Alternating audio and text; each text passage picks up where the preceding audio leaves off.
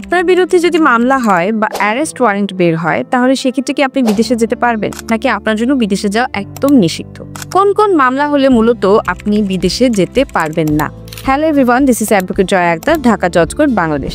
আজকে খুব ইম্পর্টেন্ট একটা টপিকস নিয়ে আলোচনা করব, সেটা হচ্ছে কোন কোন মামলা হলে মূলত আপনি বিদেশে যেতে পারবেন না।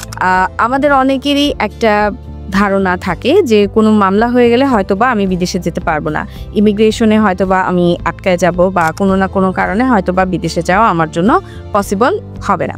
বাট এটা সম্পূর্ণ একটা ভুল ধারণা, কেননা মামলা কিন্তু দুই ধরনের, একটা হচ্ছে সিভিল মামলা আর একটা হচ্ছে ক্রিমিনাল মামলা। আপনি বিদেশে যেতে পারবেন কি পারবেন না, এটা সাধারণত নির্ভর করবে মামলার ধরনের উপর। আপনার বিরুদ্ধে আসলে কোন মামলাটা হয়েছে সেটার উপর ভিত্তি করে আপনি বিদেশে যেতে পারবেন কি পারবেন না সেটা নির্ধারণ করা হবে। সিভিল মামলা জিনিসটা কি, ক্রিমিনাল মামলা জিনিসটা কি, এই জিনিসটা আমাদেরকে আগে একটু ভালো করে বুঝতে হবে। সিভিল মামলা হচ্ছে আপনার জমি জমা সংক্রান্ত বিষয় নিয়ে যে মামলাগুলো করা হয় সেগুলোকে বলা হয় সিভিল মামলা বা দেওয়ানি মামলা।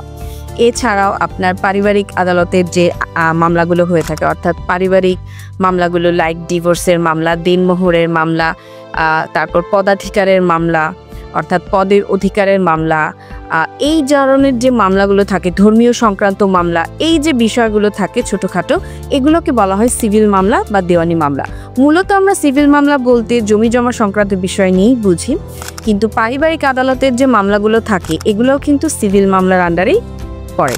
আর ক্রিমিনাল মামলা বলতে বোঝাচ্ছে আপনার যে আপনার খুন, তারপর হচ্ছে আপনার ধর্ষণ, ছিনতাই, আর কোনো ধরনের আপনার নিন্দনীয় নরহত্যা যদি হয়ে থাকে বা রেপ কেস যদি হয়ে থাকে, এছাড়াও যদি আপনার মনে করেন যে অপহরণ বা কিডন্যাপিংয়ের কোনো মামলা হয়, চাঁদাবাজির কোনো মামলা হয়ে থাকে, এই মামলাগুলোকে সাধারণত বলা হচ্ছে আপনার ক্রিমিনাল মামলা।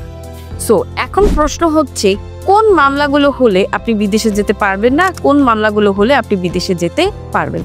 যদি সেটা সিভিল মামলা হয়ে থাকে, অর্থাৎ জমি জমা সংক্রান্ত কোনো মামলা যদি হয়ে থাকে, তাহলে সেই ক্ষেত্রে আপনি অবশ্যই বিদেশে যেতে পারবেন, বাট কিছু প্রসিডিউর আপনাকে ফলো করতে হবে।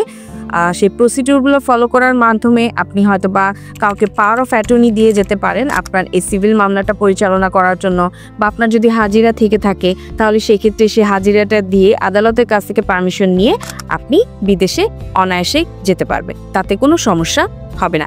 এছাড়াও আবার অনেক সময় যদি দেখা যায় যে আপনি বিদেশে চলে গেছেন অলরেডি, সো বিদেশে যাওয়ার পরে যদি আপনি জানতে পারেন যে আপনার বিরুদ্ধে কোনো সিভিল মামলা দায়ের হয়েছে, তখন সেই ক্ষেত্রে আপনি কিন্তু চাইলে বিদেশে থাকা অবস্থায় অপর একজন ব্যক্তি অর্থাৎ এজেন্টের মাধ্যমে, অর্থাৎ পাওয়ার অফ অ্যাটর্নি দিয়ে অন্য আরেকজনের মাধ্যমে মামলাটা পরিচালনা করতে পারবেন খুব সহজে, এতে কোনো সমস্যা হবে না। বাট আপনাকে লিগ্যাল প্রসিডিউর ফলো করতে হবে, লাইক পররাষ্ট্র মন্ত্রণালয়ের মাধ্যমে আপনাকে পাওয়ার অফ অ্যাটর্নির যে বিষয়টা, সেই পাওয়ার অফ অ্যাটর্নিটা দিয়ে তারপরে আপনি মামলাটা পরিচালনা করতে পারবেন। এবং যদি সেটা দেশে হয়ে থাকে তাহলে দেশেও আপনি অন্য আরেকজনকে পাওয়ার অফ অ্যাটর্নি দিয়ে তারপরে আপনি অনায়াসেই বিদেশে পাড়ি জমাতে পারবেন, কোনো প্রবলেম হবে না। বাট সেটা যদি হয়ে থাকে ক্রিমিনাল মামলা, এবং আপনার যদি ক্রিমিনাল মামলা হওয়ার কারণে আপনার বিরুদ্ধে যদি অলরেডি অ্যারেস্ট ওয়ারেন্ট বের হয়ে যায়, তখন কিন্তু আপনি বিদেশে আর যেতে পারবেন না।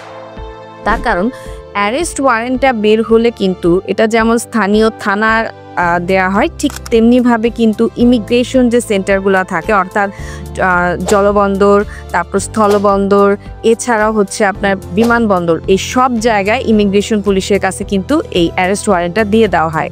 এই অ্যারেস্ট ওয়ারেন্টটা দেওয়ার উদ্দেশ্য হচ্ছে জানানো যে তার বিরুদ্ধে মামলা হয়ে গেছে, সো যেখান থেকেই তাকে পাওয়া যাবে তাকে গ্রেফতার করা হবে। সো সেই ক্ষেত্রে আপনি কিন্তু যদি মনে করেন যে এদিক থেকেও আপনি যদি পার পেয়েও যান, কিন্তু ওই জায়গায় গিয়ে অর্থাৎ ইমিগ্রেশন পুলিশের কাছে গিয়ে কিন্তু আপনি আটকায় যেতে পারবেন, অর্থাৎ সেখান থেকে আপনি সাথে সাথে গ্রেফতার হতে পারেন। সো ক্রিমিনাল মামলা যদি আপনার বিরুদ্ধে হয়ে থাকে তখন সেই ক্ষেত্রে আপনি দেশের বাইরে যেতে পারবেন না।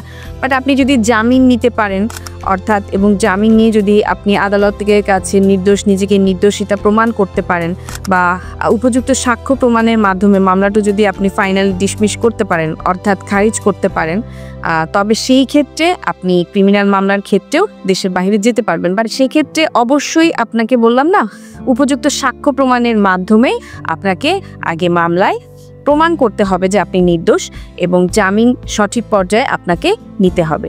পরবর্তীতে মামলাটা খারিজ হয়ে গেল, অর্থাৎ ক্রিমিনাল মামলাটা যখন খারিজ হয়ে যাবে সেই ক্ষেত্রে আপনি বিদেশে পাড়ি জমাতে পারবেন, কোনো সমস্যা হবে না। সো এই ছিল আজকের আলোচনা। যে কোনো ধরনের লিগ্যাল হেল্প বা লিগাল ইনফরমেশনের জন্য আমাদের ল স্কুল ফেসবুক পেজটি ফলো করে রাখবেন। ধন্যবাদ সবাইকে।